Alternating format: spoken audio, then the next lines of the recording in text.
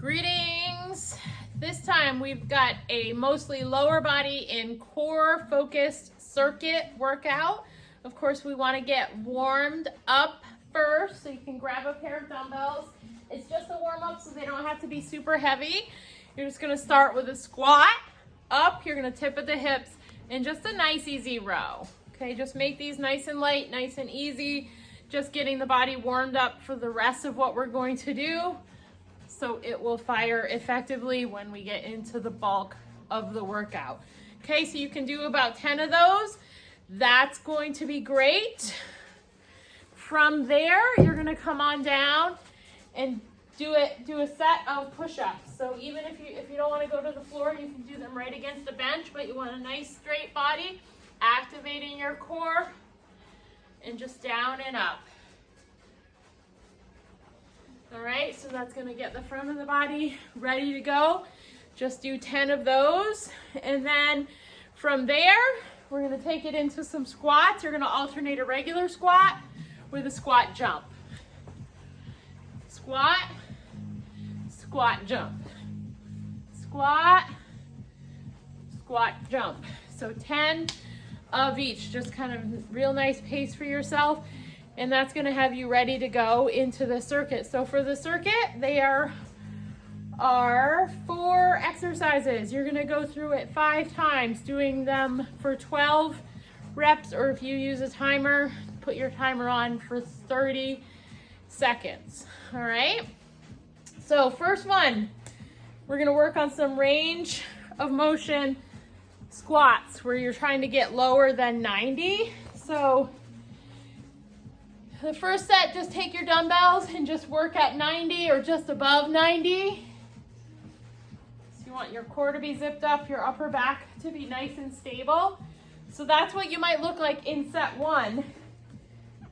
By set 3, set 4, set 5, you can't really see here, I guess, in the video, but I've got a big wall ball sitting here on the floor to use as a target, and you want to try and squat down, tap. Okay, so at this point, if it works for your body, your knees, your back, and your hips aren't quivering, you're gonna squat down nice and low. Make sure your core is firing so you don't hurt your back. But being able to work through that full range of motion in your hips and your legs is great as we get older.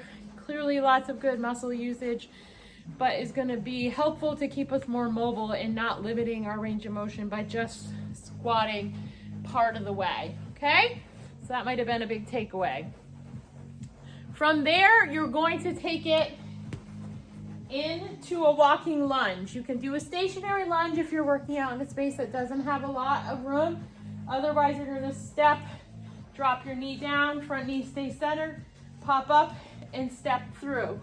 Try not to put that foot down as you make that transition from one foot to the other. So you get that little balance, a little more energy expenditure. Okay? Lunges. From there, we're gonna throw a plank, a crunch into the mix. So for that, you're gonna come down into a high plank position. It can be done from a forearm plank too, and it can be done from bench, but you're here. Pull your knees towards your wrists. So notice my back isn't moving. I'm just pulling my knees forward. They're bending, but I'm not just dropping towards the floor.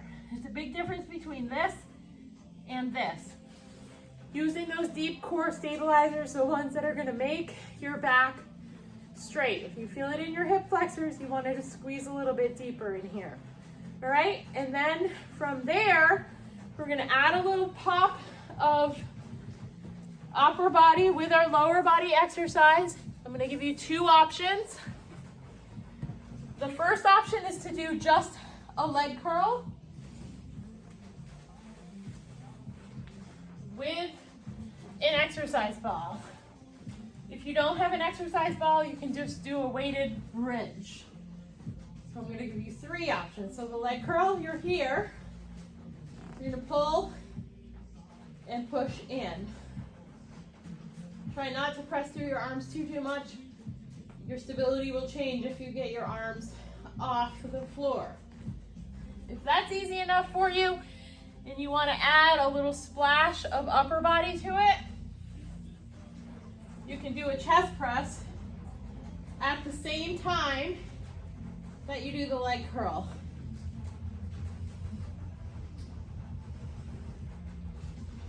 All right, there you go. If you don't have a ball, or if being on the floor in that kind of position is not great for you, you can get yourself up, take a heavy weight in your lap, come out onto a bench, shoulder blades and above on the bench, support your own head, and then drop it down and push it up. Squeeze through your butt, fire your hamstrings.